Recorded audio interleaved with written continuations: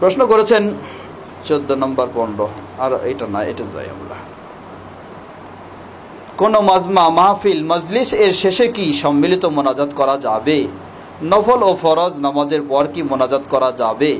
আর নামাজের পর একাকী মোনাজাতের কথা অনেক হাদিসে আছে, কিন্তু সম্মিলিত মোনাজাতের কথা নেই কেন?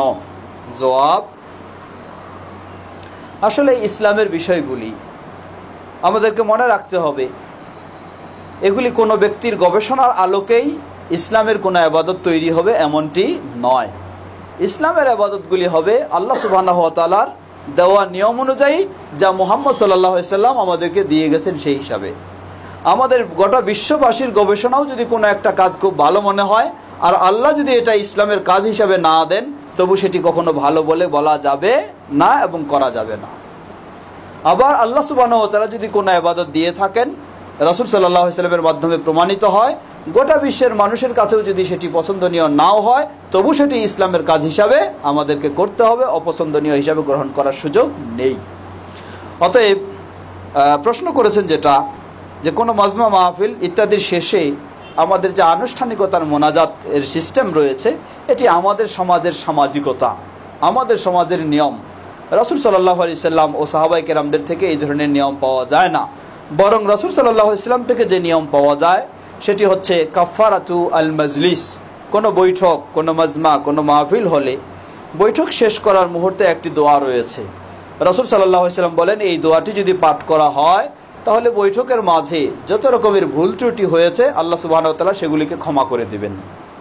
তো সেই দোয়াটি হচ্ছে সুবহানাকা আল্লাহুম্মা ওয়া বিহামদিকা আশহাদু আল্লা ইলাহা ইল্লা আনতা ওয়াস্তাগফিরুকা ওয়া আতুবু ইলাইক।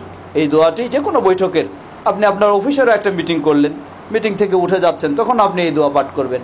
পারিবারিক একটা বৈঠক করলেন, সেখানে শেষ করলেন, সেখানেও এটা পাঠ করবেন। কোনো দিনই বৈঠক করলেন, সেখানে শেষ করলেন, সেখানেও আপনি এটা পাঠ করবেন। তাহলে সেই বৈঠকে কোনো ত্রুটি হয়ে গেলে আল্লাহ সুবহানাহু ওয়া তাআলা সেগুলিকে ক্ষমা করবেন, সেটাই আমাদের হওয়া উচিত।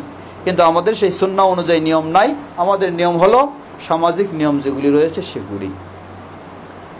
নামাজের পর একাকী মোনাজাতের কথা অনেক হাদিসে আছে, কিন্তু সম্মিলিত মোনাজাতের কথা নেই কেন? জবাব, আসলে সালাত শেষ হয়ে যায় সালাম ফিরানোর মাধ্যমেই। সালাম ফিরানোর মাধ্যমেই সালাত এর শেষ। এরপরে তাসবিহ, তাহলিল, জিকির, আজকার সেগুলি সব ব্যক্তিগত ইবাদত, একাকীভাবে করবে, সম্মিলিতভাবে নয়। এজন্যই ইসলামের কতগুলি হিকমত রয়েছে।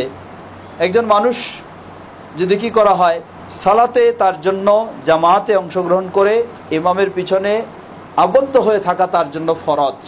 যতক্ষণ না ইমাম সালাম ফেরায় ততক্ষণ পর্যন্ত সে সালাত থেকে অবসর হতে পারছে না। এই সালাত থেকে এইভাবে ইসলাম তাকে আবদ্ধ করে রাখে। আবার এরপরেও যদি আরেকটা নিয়ম দিয়ে থাকে, তাহলে এটি অনেক সময় কারো কারোর জন্য কষ্টকর, কারো কারোর জন্য ভারী জটিল হয়ে যেতে পারে।